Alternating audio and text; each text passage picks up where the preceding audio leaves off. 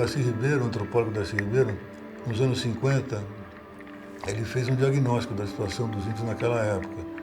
E ele dizia que na primeira metade do século passado, 83 etnias tinham desaparecido. E das que sobraram, a tendência é aumentar a população um pouco, mas os índios passariam a ser índios genéricos, que perderam sua identidade específica.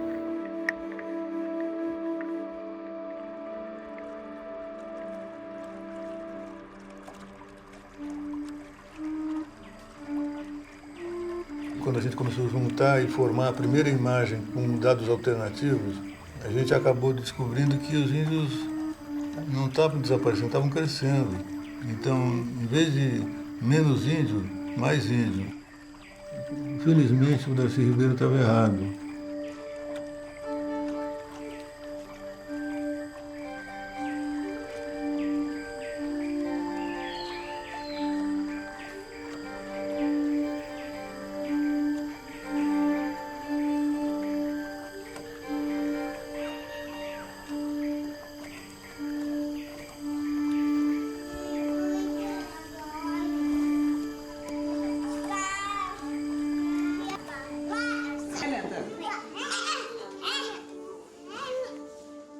E, aos poucos, a imagem dos extintos foi substituída por uma imagem da presença importante dos índios como sujeitos políticos promissores.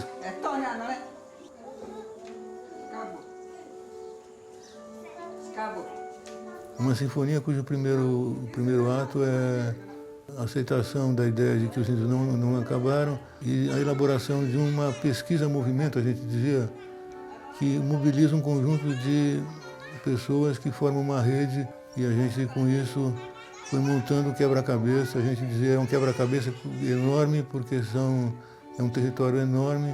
A metáfora do quebra-cabeça é um quebra-cabeça daqueles grandões, assim, cheio de paisagem, não sei o quê, que você tem que ter uma imagem guia para poder ordenar as peças, né? No nosso caso, a gente não tinha essa versão que depois seria adotada, refinada. Não tinha, dava uma defasagem de informação de 20, 25 anos.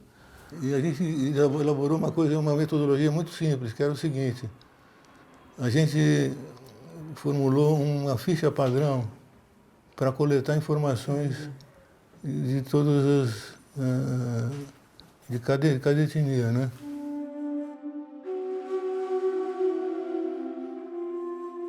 Mas basicamente é uma ficha que diz nome, população, situação de saúde, situação escolar, etc. Enfim, é uma ficha que dá um perfil e a gente começou a distribuir essas fichas através das pessoas como a Marta, pesquisadores, jornalista, fotógrafo, médico, antropólogo, etc. A gente sabia que o cara estava indo para o campo lá, vai encontrar um grupo X lá não sei aonde. Por favor, você preenche isso lá e volte aqui, entrega de volta, a gente vai sistematizar esses dados. Eu te conheci em 1978, você visitando a aldeia de Taquapiri, porque você começa então a viajar com essa ideia de colocar os índios no mapa, né? Eu te conheci assim, eu estava na beira do fogo, aí de repente chega um jipezinho de fiberglass, aí começam a falar... olha, é um assessor importante, aí tá chegando, Beto Ricardo, daí. E aí foi isso, foi assim que eu te conheci. Aí que você falou, olha, não, a gente tem essa ideia, né? Aqui no Mato Grosso do Sul é uma situação, que é onde eu morava, mas a Amazônia dizia-se naquele tempo, final dos anos 70, que era um vazio demográfico. Né? E você já dizia, não é vazio demográfico, né? Não é. E então foi assim que eu tomei contato com essa ideia, né? De colocar os índios no mapa.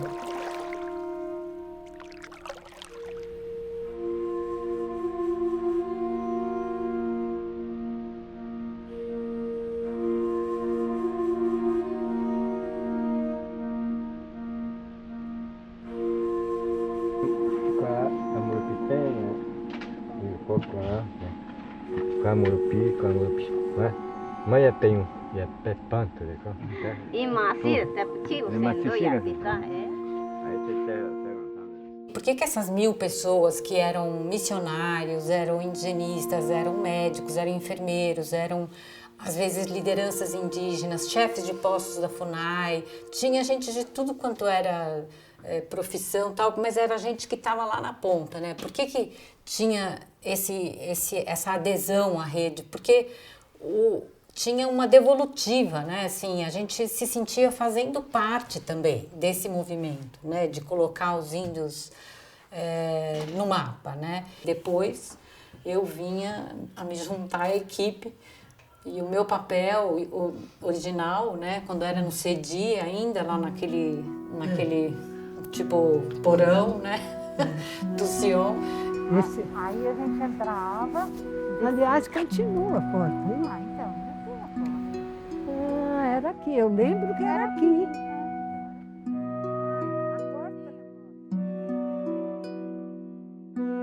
Eu era responsável pelo endereçário. Sabe aquele endereçário que tinha fichas, que era uma roda, assim? Então eu tinha as fichas dos contatos de todo mundo. Então quando a Fanny falava, não, fala com a... Porque a Fanny conhecia todo mundo. Então fala com fulano, não, fala com Beltrano, não, fala com não sei quem. Então, essa coisa das coordenadas, né, que o Beto sempre dava muita importância para isso. Olha, precisa dizer, mas direito aonde? Então, isso que ele fala do mapa em papel que tinha lá, cada vez que as pessoas chegavam, o Beto fazia a gente, assim, localizar muito precisamente, né? Aonde estava.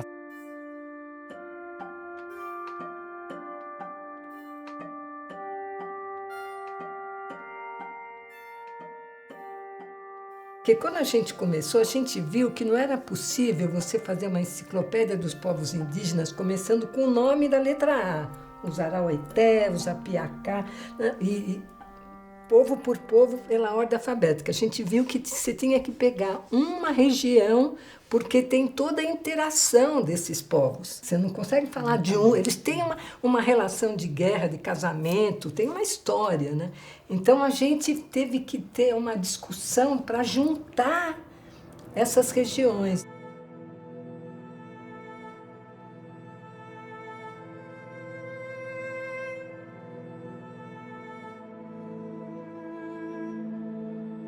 Diante da nossa curiosidade em saber onde é que estão os índios, quantos são, etc., né?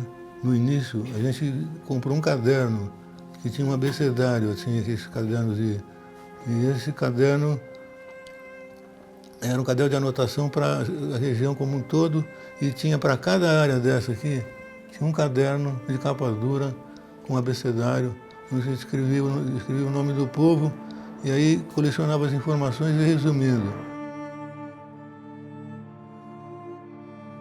Não por acaso, a gente deu um passo à frente depois de completado na Amazônia. Nós temos um sistema de informação na Amazônia brasileira, não é um episódio, uma publicação, é um sistema que permanece fluindo com muita amplitude.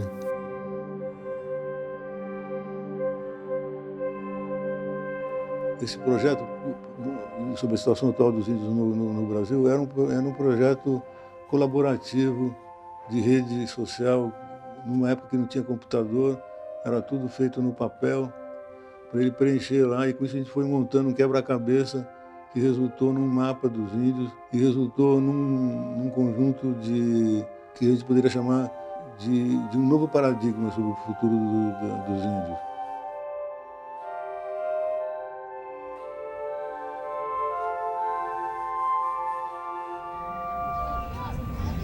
Vai nele aqui, ó.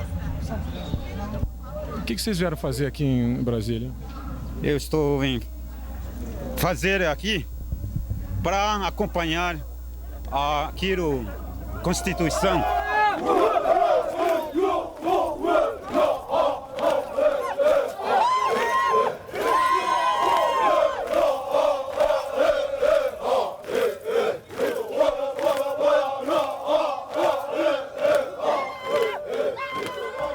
A maioria das lideranças que estão aqui hoje vem acompanhando desde o início do ano passado, em vários ciclos de debates e de conferências aqui dentro. E eu acredito que esse acompanhamento agora do mês de maio, ele confluiu. Né? A maioria das lideranças que estão aqui já estiveram aqui nos outros períodos, se deslocaram de várias regiões do país há 15 dias atrás, tem chegado gente aqui em épocas diferentes, e como tem sido protelado o entendimento em torno da votação do nosso texto, o pessoal está se mantendo aqui de vigília.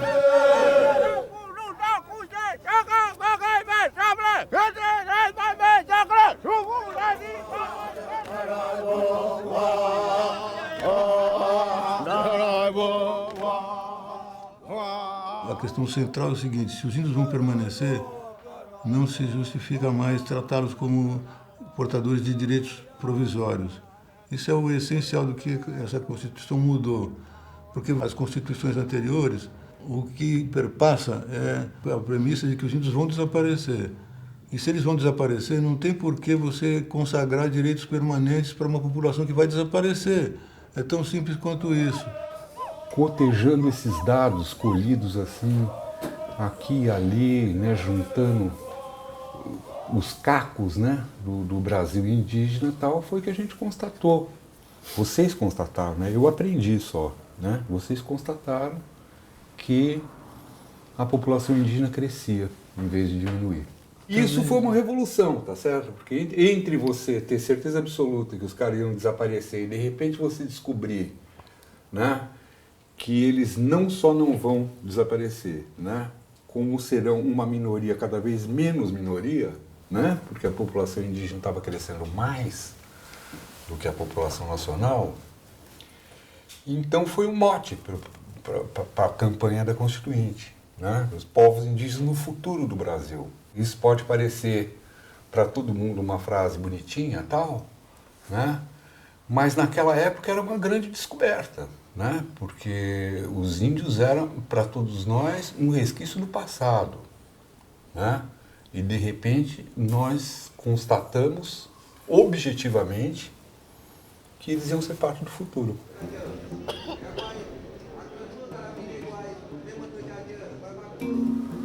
Então, tinha aquela coordenação, não é isso, da campanha, UNI, CIMI, CEDI, CTI, Comissão Pró-Índios, CCPY, ABA, inclusive o CIMI, né, com esse mote, né, de povos indígenas no futuro do Brasil. Foi a partir desse mote que a gente conseguiu construir um tratamento aos direitos indígenas dentro da Constituinte que rifou a tal da integração forçada, né, que era o instituto jurídico que sempre prevaleceu na história do Brasil, né? Que é aquela história de reconhecer aos índios apenas direitos provisórios, porque como eles vão deixar de existir, né? Esses direitos também vão deixar de existir. Né? E de repente a gente descobre que não, que eles não vão deixar de existir. Então foi essa contabilidade que deu condições políticas para que a gente pudesse ter uma proposta de superação da tutela. Né? Porque a tutela era isso, quer dizer, um instituto de proteção provisório. Né? E a demarcação das terras também era isso, quer dizer, era uma demarcação provisória. Né? Tanto que a gente tem esse lance de que a terra pertence à União, né? Porque no dia que os índios não existirem mais, a União dá a ela uma outra destinação.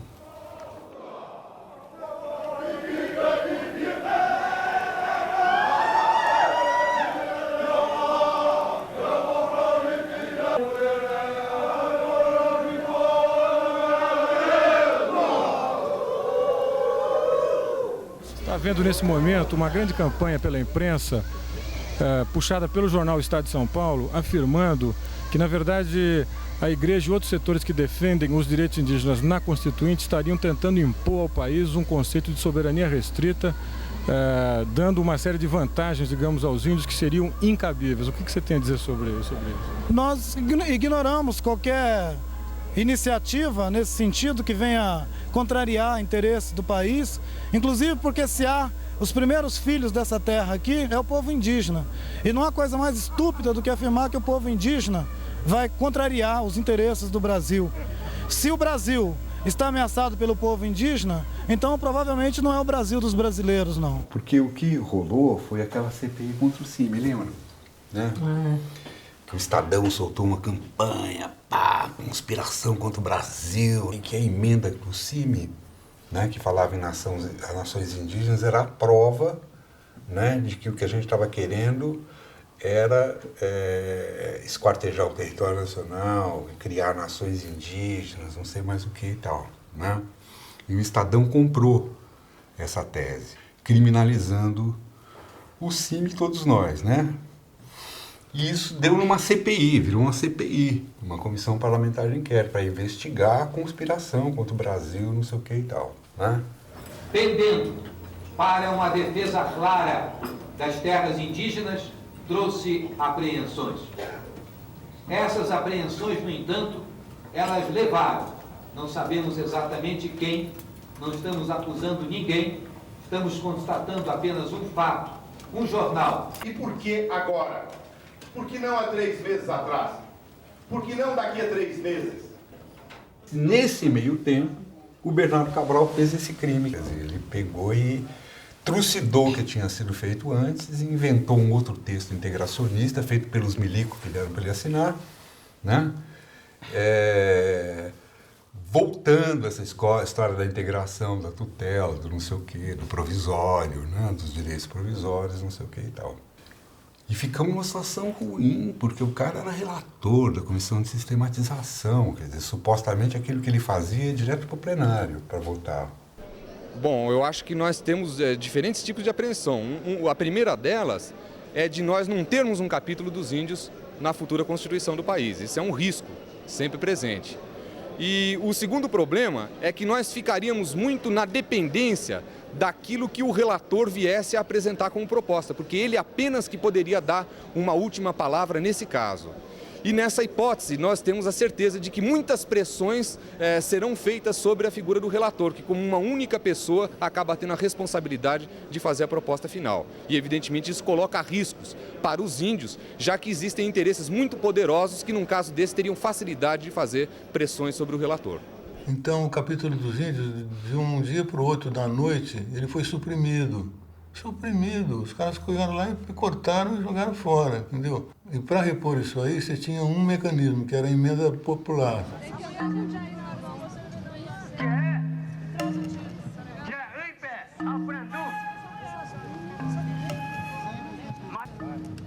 Era uma regrinha que permitia que um grupo de interesses que tivesse uma capilaridade X, tivesse 200 mil assinaturas, daria direito para essa pessoa articulada com um grupo de interesse replicar isso no plenário do Congresso. Nós não tínhamos outro mecanismo que não esse, entendeu? Quer dizer, os caras fizeram o crime de deletar o capítulo dos índios. Não era nem deletar um artigo, era deletar o conjunto da obra. Há 2 meses, nós estamos colhendo assinatura em todo o Brasil, do Rio Grande do Sul à Amazônia. Estava nesse momento em que a gente já tinha desmoralizado a denúncia, mas a gente não tinha conseguido repor um texto decente, né, no processo e tal. A do Ailton foi a denúncia justamente contra o Cabral, né, porque o Cabral tinha barbarizado, né? O Ailton vai pintar a cara de preto e tal, pá, né, fazendo a defesa da emenda popular da Unido. Os senhores não poderão ficar omissos, os senhores não terão como ficar alheios a mais essa agressão. E a gente cumpriu a lição de casa, tivemos X mil assinaturas, não me lembro quanto, 25 mil, 15 mil, e deu o direito da gente, do nosso lobby, falar 10 minutos no Congresso Nacional, dentro do Congresso. E aí nós conseguimos repor o capítulo dos índios na fase subsequente do processo. Não tinha ninguém no Congresso, era hora do almoço, estava vazio. A câmera fica no Ailton porque não tem ninguém. Ele está sozinho, ele fala sozinho. Quer dizer, ele fala sozinho não. Ele criou um gesto de comunicação, de mídia, que explodiu no mundo inteiro, que não haveria sessão do Congresso que chegaria perto da difusão que essa ideia teve com aquela imagem em 15 segundos, entendeu? Que saiba respeitar um povo que sempre viveu a revelia de todas as riquezas. Um povo que habita casas cobertas de palha, que dorme em esteiras no chão. Não deve ser identificado de jeito nenhum como um povo que é o inimigo dos interesses do Brasil, inimigo como os interesses da nação e que coloca em risco qualquer desenvolvimento. O povo indígena tem regado com sangue cada hectare dos 8 milhões de quilômetros quadrados do Brasil. Os senhores são testemunhas disso. Eu agradeço a presidência dessa casa, agradeço aos senhores e espero não ter agredido com as minhas palavras o sentimento dos senhores que se encontram nessa casa. A gente brinca com o fato de que você faz gestos que tenham repercussão sobre um conjunto reduzido de pessoas, mas se essas pessoas têm o poder da caneta na sua mão, eles podem adiantar essas decisões, entendeu?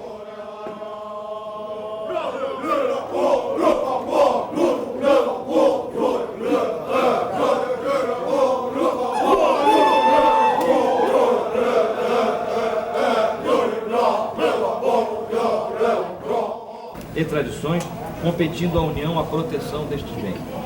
Alguém deseja algum alcance sobre isso ou já podemos bater o martelo? É o texto que está no central. Protegidos. O Jabas Passarinho, embora fosse acreano, ele era senador pelo Pará. Né? E ele tinha perdido a esposa dele.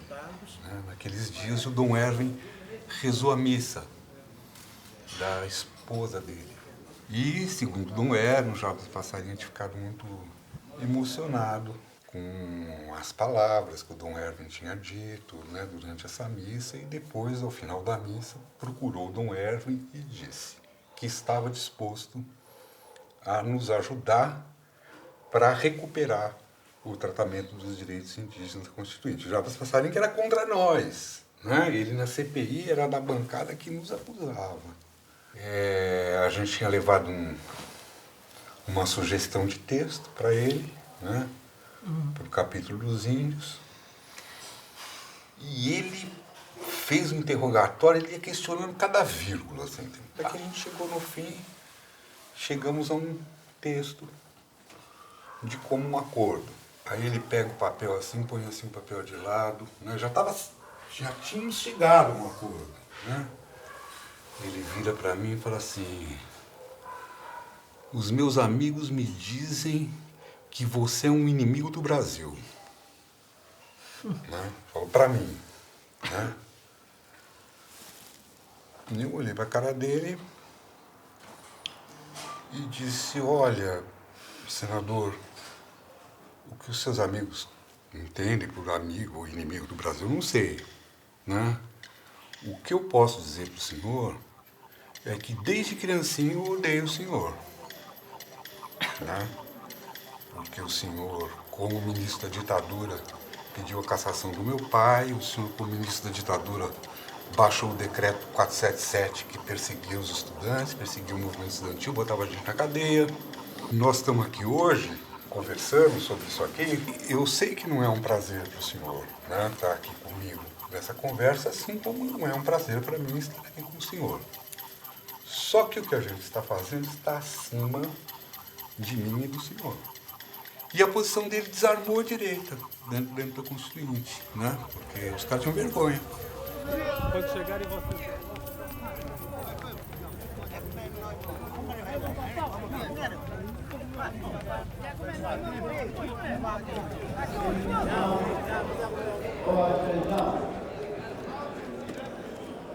Azione di funzionamento completo pagati la causa locale, mantenendo funzionamento.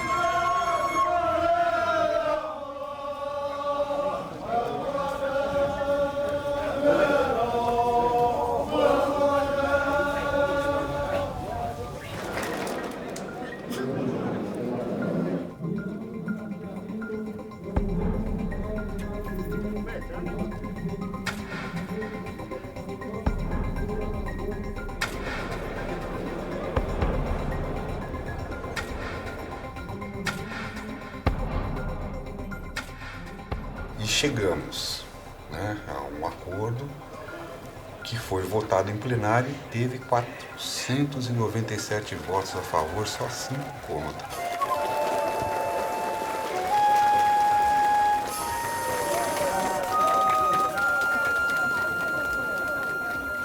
Né, e assim foi aprovado o capítulo dos índios. E dessa forma, quer dizer, foi um acordo com, né, com, enfim, um pedaço da ditadura, né?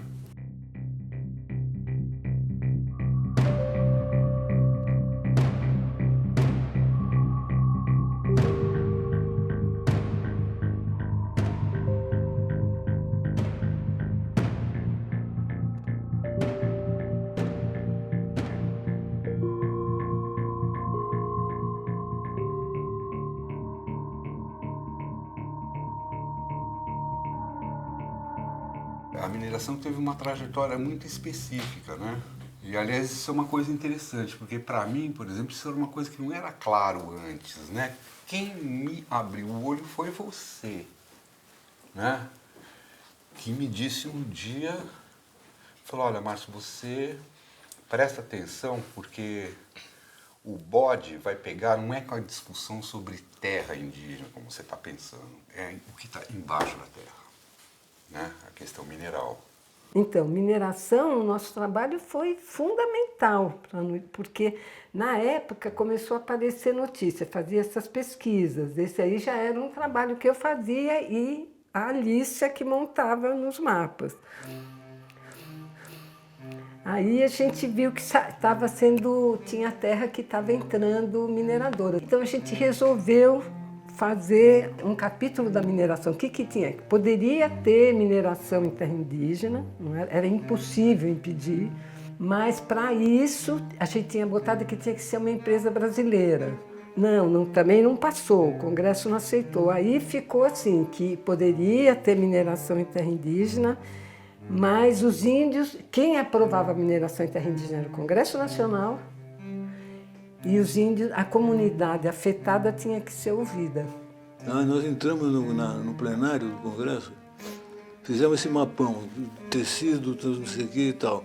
E tinha um título em cima, no cabeçalho desse mapa, mega mapa, tinha quem autoriza essa onda, ponto de interrogação. E desenhado as terras indígenas e os interesses minerários dentro delas, que foi a Alicia que pegou e montou com os overlays que o Márcio conseguiu no Departamento Nacional de Produção Mineral, no DNPM. Ele conseguiu e ela plotou em cima das terras indígenas, então deu para a gente ter aquele retrato.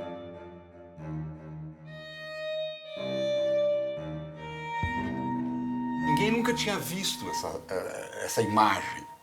Ninguém tinha noção de que existiam milhares de requerimentos de mineração, antes chamava DNPM, hoje é a Agência Nacional de Mineração, né?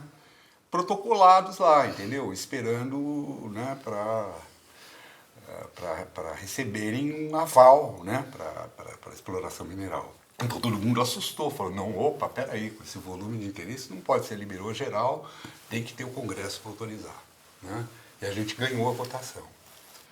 E foi a única derrota que as empresas de mineração tiveram na Constituinte, porque tudo mais elas ganharam, né?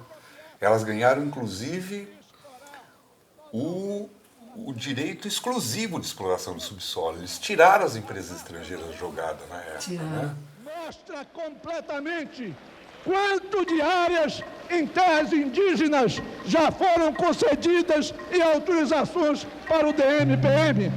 Cabe ao Congresso Nacional, como sua função especial e específica, autorizar. Porque antes era só chegar no DNPM e fazer o requerimento, com o quadradinho, tudo ali, com todos os pedidos e pronto. Depois ele iria ser aprovado ou não. Isso aí era feito ali, num órgão específico. Agora, no Congresso, com essa coisa que a gente fez, era para o Congresso autorizar. Então, ia ter esse ritual no órgão, mas o Congresso é que ia aprovar. depois de um ritual que uma lei iria organizar, né? Uma lei de mineração em terra indígena. Até hoje essa lei não foi aprovada, então não tem mineração em terra indígena. Até hoje o que tem é invasão garimpeira, mineração ilegal.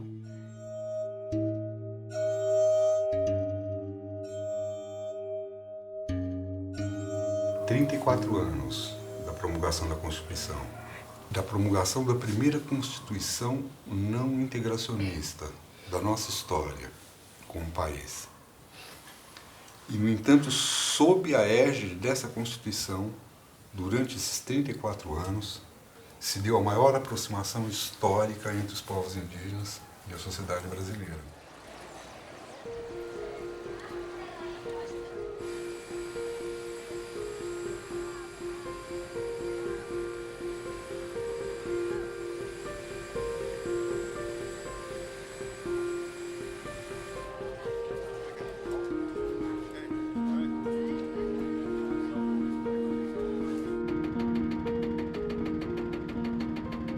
Beto viveu isso mais diretamente do que eu, né?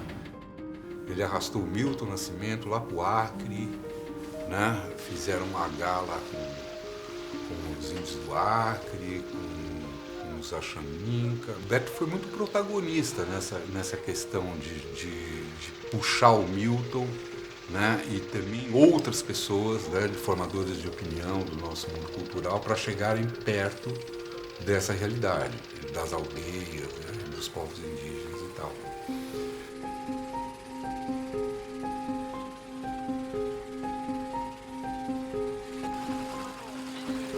A Aliança dos Povos da Floresta, ela nasce assim, como uma inflexão histórica, né? Que supera uma realidade de conflito, né? Dos primeiros, vamos dizer assim, da linha de frente do processo de colonização, né? Que chegou até as aldeias e que naquele momento estava se revertendo, né?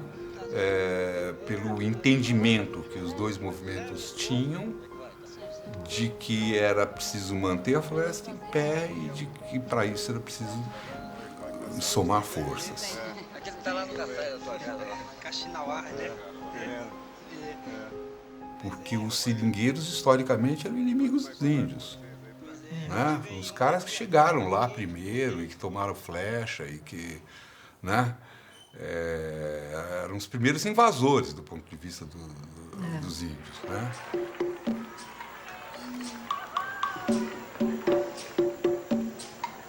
É uma potência você navegar nessas águas com esses artistas e tal. Né? Eu tenho a opinião de que no Brasil o que não passa pela música vira alma penada, entendeu? Quer dizer, tá tudo que nós temos de bom e de ruim está na música. E a melhor coisa que a gente sabe fazer é música. O Brasil podia ser especializado numa usina de música. Então, com esse espírito, a gente estabeleceu relações com o Milton Nascimento, que resultou no Chai.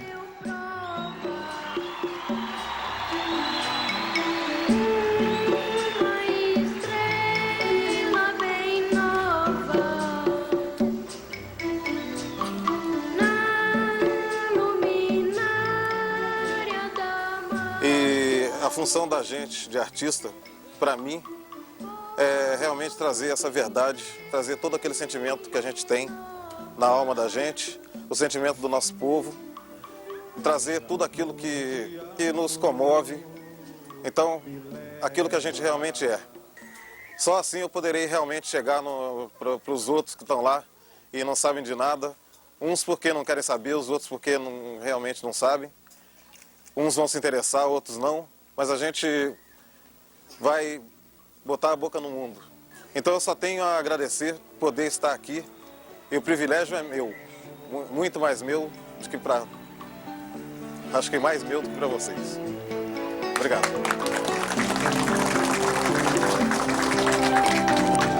Beija-flor me mandou embora, trabalhar.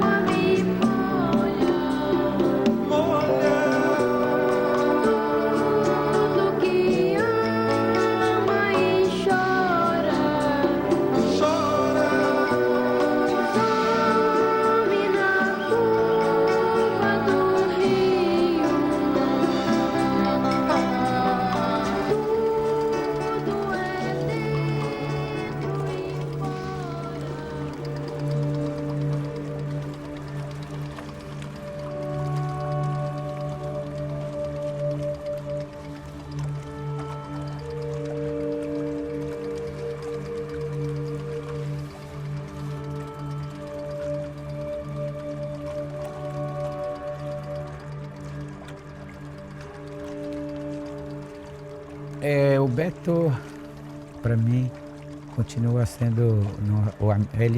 Acho que o Beto é amigo do Rio Negro, né? Amigo dos povos indígenas. Além de amigo de pessoas, como eu sinto que é meu amigo, a família dele. O Beto, é do Isa, e o Isa chegou lá no Içana com a gente, na Uibi, em Tucumarupitá, por meio de André Vilas Boas. Quando eu estava começando a fazer parceria com a FUINE, e eles estavam fazendo levantamento de todas as associações e lideranças que estavam. E eu me lembro que uma coisa que me marcou, que eles falaram, é que nós éramos os mais jovens lideranças indígenas do Brasil. Porque eu tinha 21 anos, por aí, 23. Para não que na pandot o adeta viagem até uma batanã yari na pizza até Beto Tsaka pai da pai na Pedro até Júlio, o motorista, né? Wani kota Madalian Hamid sawan kapuawar wa kota wadzena ka baniwa nai até repatsa Curipaco na puawar. Né, wa visitava de 35 comunidades. Wa kota mapa filme paperata ka wa hata kwama ka wa pai de panza ya unani wa governo idêntico wa rio. Cada dali outro wa dentro wa kinata ka wa pai. Eu vou com o André lá. Tá. Então essa caixa aqui, ó. Essa caixa aqui precisa ir. Hein? Vani, você vai ficar aqui. Essa caixa. Bota ela de perfil que acabe. Nós vamos ficar 3 semanas lá para cima, visitando todas as comunidades, distribuindo o mapa, as informações, o AIURI especial que saiu com as informações sobre a demarcação, e preenchendo aquele questionário, fazendo um levantamento socioeconômico das comunidades. A gente deve estar de volta em 3 semanas. A gente vai na última comunidade em Camanaus, lá na fronteira com a Colômbia. Falou?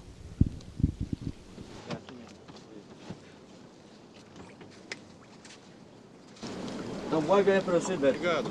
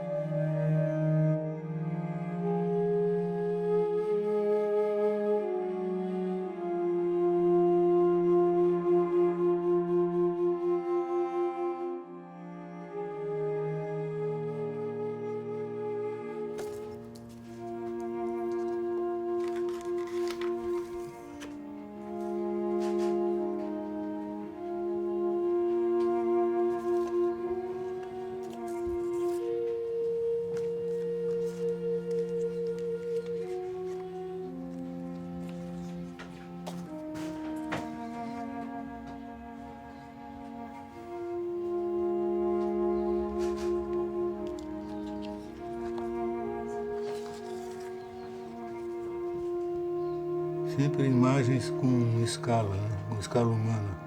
Não tem paisagem que não seja antropizada, entendeu?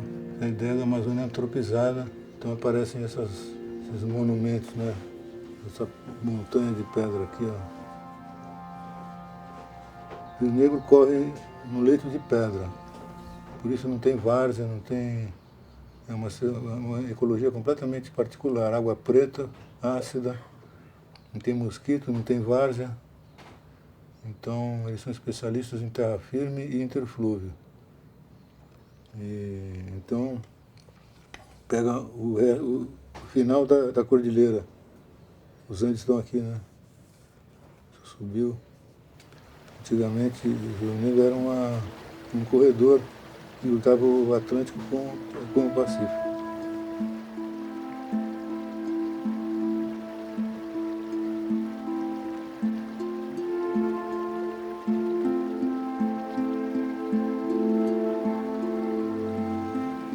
Paisagem muito de praias brancas, de leito bem definido, perigoso de navegar.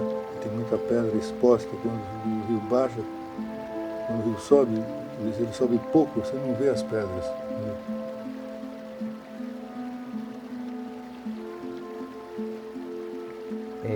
Nessa época mesmo, a gente fez vários mapas de uso do nosso território junto com o ISA, né? E para mostrar que uma comunidade indígena como essa, Maloca aqui, anda, sei lá, 10 quilômetros para lá, para cá, para caçar, para buscar material de caça e pesca.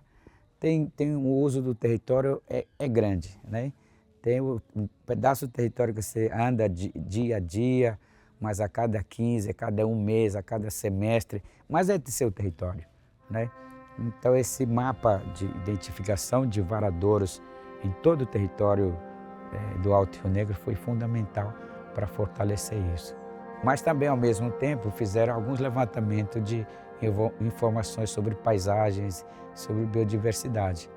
Acho que foi importante e fundamental para fortalecer a demarcação das terras indígenas. Essa é uma coisa mais marcante na minha cabeça, uma parte desse trabalho, né, para superar para justificar, quer dizer, aquele argumento que aconteceu antes, que fazia a demarcação em forma de ilhas das terras indígenas. Quando a gente lançou esse projeto para demarcar as terras indígenas, o presidente da FOIRN, que é a Organização Indígena Local, o Braz França, dialogou comigo. Eu digo, estamos fazendo isso e aquilo. Ele diz, Beto, essas áreas já estão demarcadas. Ele falou, vamos considerar a área já demarcada porque os petroglifos estão aí como testemunha. Quem estava aqui quando os portugueses chegaram fomos nós, né? O resto é o resto. E é possível até hoje ver esses petroglifos quando a água está baixa, porque quando o rio decai, né? Aí no fundo das pedras tem os desenhos.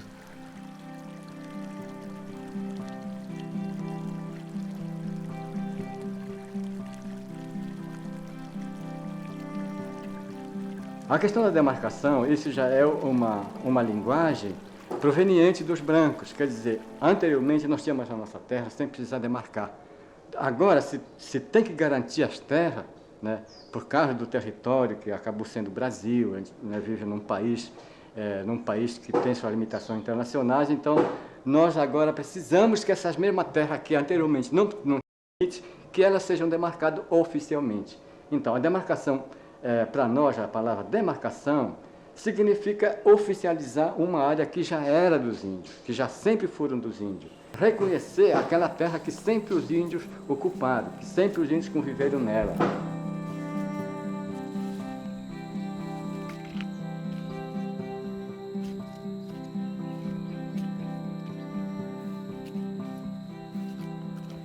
Então, o que os militares queriam? Eles queriam demarcar terra em ilhas, né? Flonas, que eles chamavam, florestas nacionais, né? E as residências indígenas, na sua maioria, não queremos, eles queremos uma área contínua, 8.150.000 hectares de terra. Essa briga foi feia. E nós, naquela época, nos adotamos, abraçamos essa causa e fomos em frente, né? Certo.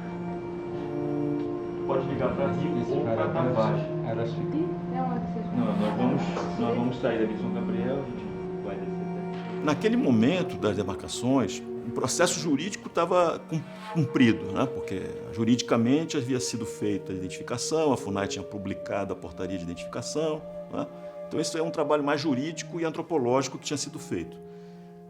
Agora, faltava fazer a demarcação física. A demarcação física é um processo mais trabalhoso, porque é um trabalho de campo e também mais custoso, né? O que a FUNAI fez? Ela procurou a FOIRN, a Federação das Organizações Indígenas do Rio Negro, que é a organização indígena que se estruturou na região no final dos anos 80 e que tinha uma base de organizações bastante significativa em toda a região. E a própria FOIRN, a própria organização indígena, foi quem reclamou da FUNAI que ela poderia participar do processo, né? E a FUNAI, então, fez um convênio com a FOIRN, né, para que a FOIRN pudesse, junto com a FUNAI, executar o trabalho, né, de demarcação, e naquele momento o ISA tinha uma parceria com a FOINDJA, né, que foi iniciado ali, inclusive no início dos anos 90, essa parceria que perdura até hoje. Eu estava a serviço da FUNAI e trabalhávamos juntos ali com o pessoal da FOIR, né, o Brás França. Nessa época a gente fechou um projeto de demarcação, porque o Alto Rio Negro é complexo, você tem 5 áreas contíguas, está na fronteira internacional, então é um quebra-cabeça técnico para desenhar onde é que você vai na demarcação primeiro, etc. e tal. É um jogo muito complicado. E aí a gente optou por fazer aquele modelo participativo, etc. e tal. Criamos 21 expedições que fez uma distribuição de cópias dos decretos presidenciais, camiseta, boné, tive um agito assim que mobilizou essa imensa área, que tem quase 11 milhões de hectares, na fronteira trinacional com a Colômbia e com a Venezuela, né? Nesse processo de demarcação, a gente tem que fazer uma campanha, né, pelas comunidades, dizendo, né, que tinha sido demarcado, que o governo reconheceu.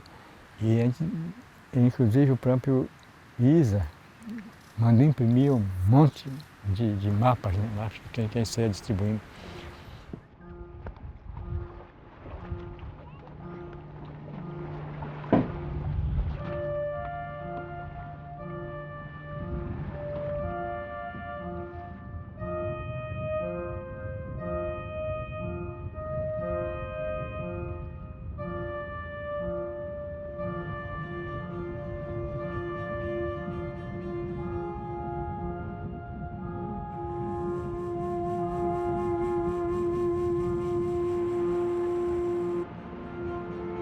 Então hoje nós estamos vindo aqui, na verdade já é o final, digamos, desse trabalho. Depois de 7 anos, hoje já é a última etapa do trabalho, né? Quer dizer, o final do trabalho, que é a demarcação física das áreas, né? Então aqui nesse mapa, esse mapa vai ficar aqui na comunidade, então vocês vão poder com calma depois ver, observar que tem em colorido aqui, tem as terras indígenas que estão sendo demarcadas, né? E tem todos os pontinhos aqui onde tem as comunidades, inclusive a comunidade de Camanaus. Ela faz parte da terra indígena Médio Rio Negro 1, porque a terra indígena Médio Rio Negro 1, ela é uma das terras indígenas que vão ser marcadas. Tem a terra indígena Médio Rio Negro 2, a terra indígena Rio Teia, a terra indígena Rio Apapores e a terra indígena Rio Negro, do Alto Rio Negro. Então todas elas estão sendo demarcadas tudo junto. Então, como elas são todas uma colada na outra, na verdade é uma só terra grande. Não tem separação entre uma e outra. É tudo livre como sempre foi. Não, tem que mostrar resultado mesmo de verdade, mesmo, na vida mesmo das pessoas. Assim, na comunidade que produz farinha, a farinha tem que chegar lá no trabalhador aqui.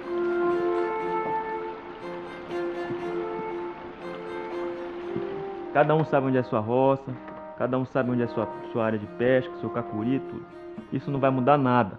O que muda, o que vai mudar, é que agora essa terra é terra indígena, portanto ela é uma terra protegida por lei. Ninguém pode, o pessoal de fora, os brancos de fora, não podem vir para cá para invadir.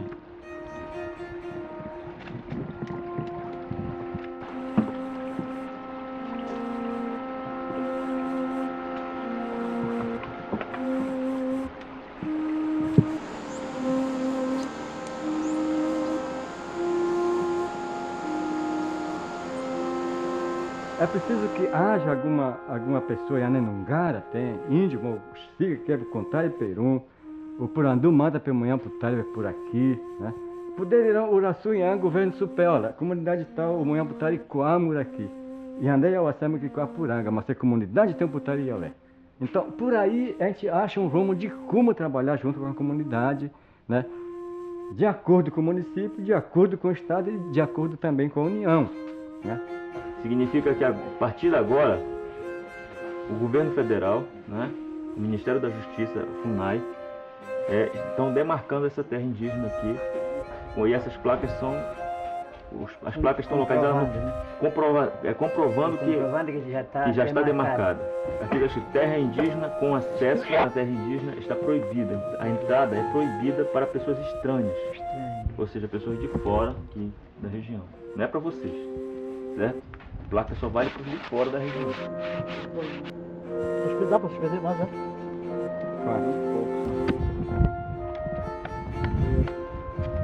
Lá começa a terra indígena no médio mineiro todo. Então daqui para lá, para baixo.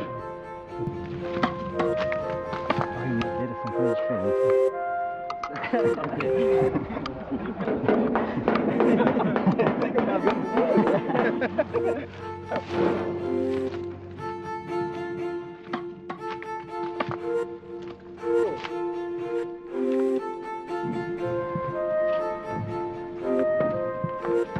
Simboliza, quer dizer, marcou a minha história de luta, né?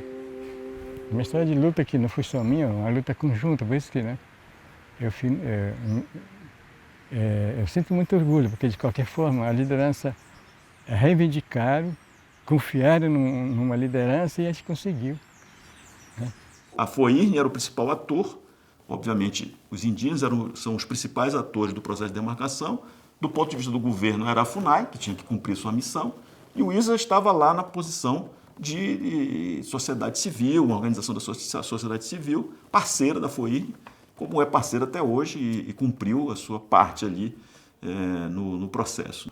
Então eu acho que foi uma boa articulação que aconteceu naquele momento entre sociedade civil e os órgãos do Estado que têm o papel institucional de cumprir as demarcações de terra indígena.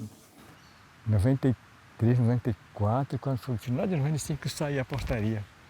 As portarias demarcando as terras. A nova demarcação. Aí foi revogada aquelas anteriores. Né?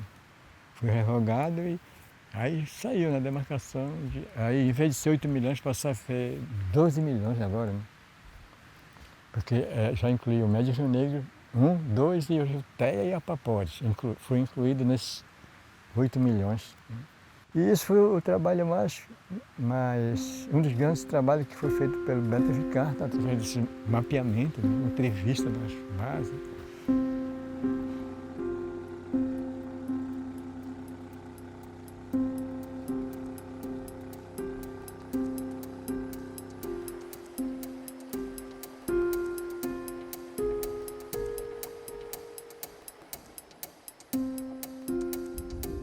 Na verdade, o proprietário da terra, o proprietário de todas as terras aqui, é o governo federal. É o governo federal. Só que só vocês podem usar. Aqui é a lei. Essa lei que está escrita aqui na placa. O artigo 231 da Constituição Federal. Só que só vocês podem usar. Só vocês que estão aqui dentro podem usar essa terra. Ou os parentes de vocês.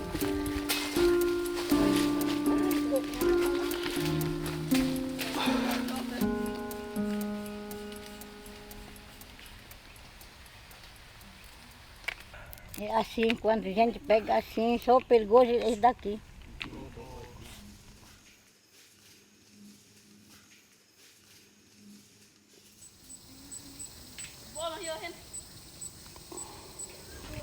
O maior trabalho, o maior objetivo da luta do povo indígena através de suas organizações, da sua representação legítima. E eu acho que esse foi realmente o anseio do povo, né? Todo o povo, quando começou a se reunir, se unir para lutar junto, foi justamente por causa da terra. A terra sempre foi uma causa muito mais importante do que outras coisas. Nós queríamos ver a nossa terra garantida.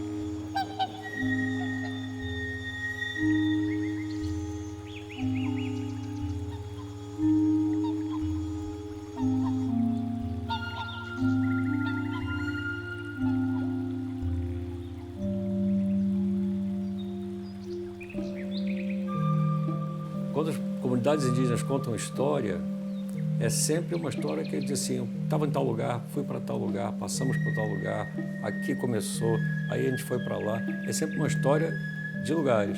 Eles pensam a história deles em termos de trajetórias no espaço. Colocar no mapa tem vários sentidos possíveis. Esse de colocar no mapa político, né, que aconteceu com a Constituinte, na verdade, foi o trabalho do Isa de colocar os índios no mapa. Começou por colocá-lo no mapa da política brasileira, né? E em seguida se iniciou um longo trabalho depois de fazer de fato a cartografia dos povos, das terras indígenas no Brasil, né? Daquelas que estavam marcadas e identificadas, as que não estavam, enfim, foi o trabalho do Isa que fez essa cartografia. E aí você tem uma terceira dimensão, digamos assim, né? Porque o mapa é sempre duas dimensões. A terceira dimensão seria de quando você começa a colocar o pensamento indígena no mapa, né? O pensamento indígena sobre o território, sobre o mapa nesse sentido, né? Sobre a terra deles, né? Mas colocar o pensamento indígena no mapa também no sentido político, de que o país começa a prestar atenção no fato de que os povos indígenas tinham um discurso, tinham um pensamento, né? Sobre eles mesmos. É como se os mapas se transformassem em mapas tridimensionais, de alguma forma, né? É como os índios entram no mapa e eles saem do mapa, não no sentido de que eles vão embora do mapa, mas é como se eles levantassem de dentro do mapa e, né, e criassem uma terceira dimensão.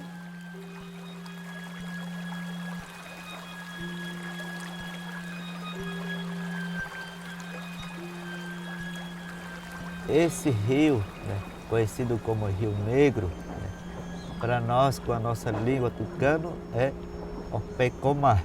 Né? Pecomar é literalmente traduzido para a língua portuguesa, é rio de leite. Né?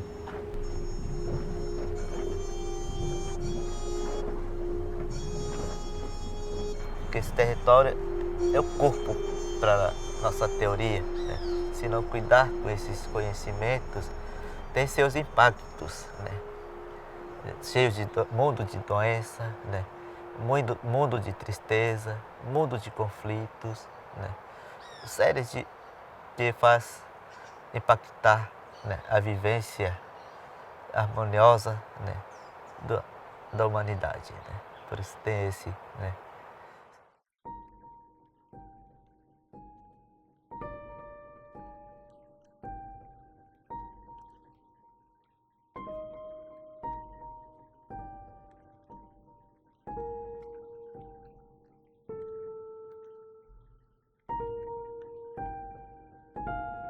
Começo de março, por aí, os piracema, né, os aracus, eles preparam o lugar. Sabemos que esses peixes, né, o aimaçã, né, são gentes, né? Por isso que eles nos atacam, às vezes, quando não tem proteção. Então, o que eles fazem também? Eles são gente porque eles estão preparando antes da festa, né? As casas deles, os lugares sagrados, ou seja, os lugares de Piracema, são as malocas deles. Então, nesse período, aqui eles estão varrendo, né, as casas deles, ou seja, as malocas deles, né, preparando para uma festa deles. Né. Os peixes também tomam carpi, comem padu, cheira rapé. Tem pinturas também, por isso que ele tem essas pinturas. Às vezes ele aracu de 3 pintas, aracu riscado. Eles também têm significado deles.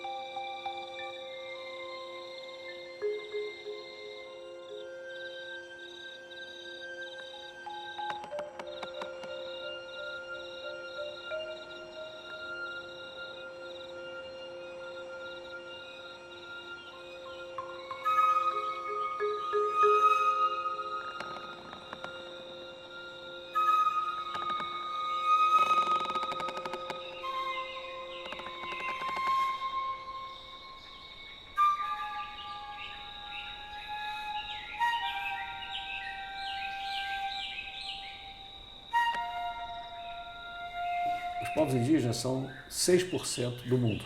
São 370 milhões de pessoas, né? Espalhados, né? Isso é 6% da população mundial só, né? Esses 6% ocupam, até as terras que eles habitam, contém 80% da biodiversidade que resta no planeta. Então, eles são absolutamente centrais, embora sejam 6%, eles têm uma importância desproporcional em relação ao seu número. É claro, estão espalhados pelo planeta inteiro. Isso é a fraqueza deles, mas também a força. E Genilton, lá de Tunuí, está fazendo estudo de tipo de mel de abelha. São 4.000 línguas no mundo, faladas pelos povos indígenas, 4.000 línguas, 6% da população, 80% da biodiversidade. Se 80% da biodiversidade está nos territórios ocupados por povos indígenas, entendeu? São eles que estão garantindo a sobrevivência da espécie, né? Porque são os caras que estão, né? Estão ali, naquele lugar, impedindo que aquilo seja destruído, na verdade. A presença bloqueia, impede a destruição. Que botar os povos indígenas no mapa, né, é precisamente mostrar isso. Eles são, de certa maneira, os que garantem, né, as condições de habitabilidade do planeta para a espécie humana.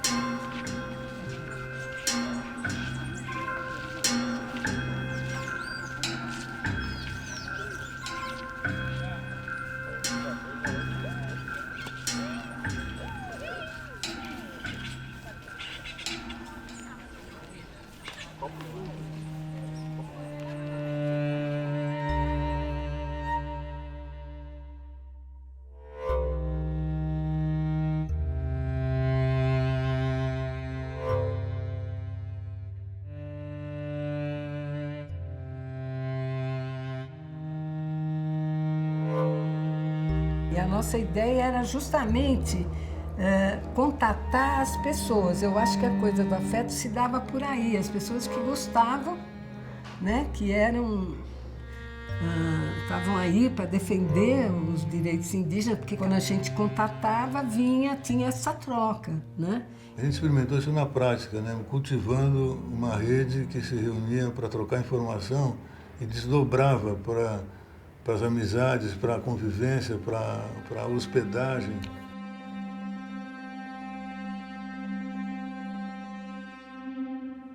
Então tudo era feito, realmente o afeto ele permeava isso, que todos tínhamos o mesmo objetivo, que era de fortalecer essas populações que estavam em risco. Essa casa esteve sempre aberta, as pessoas vinham aqui, se hospedam aqui.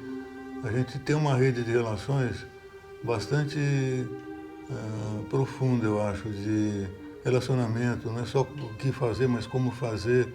Acho que a gente tem que ser discreto, suave e aprender com os índios que a primeira pessoa do singular não funciona, não é por aí, né?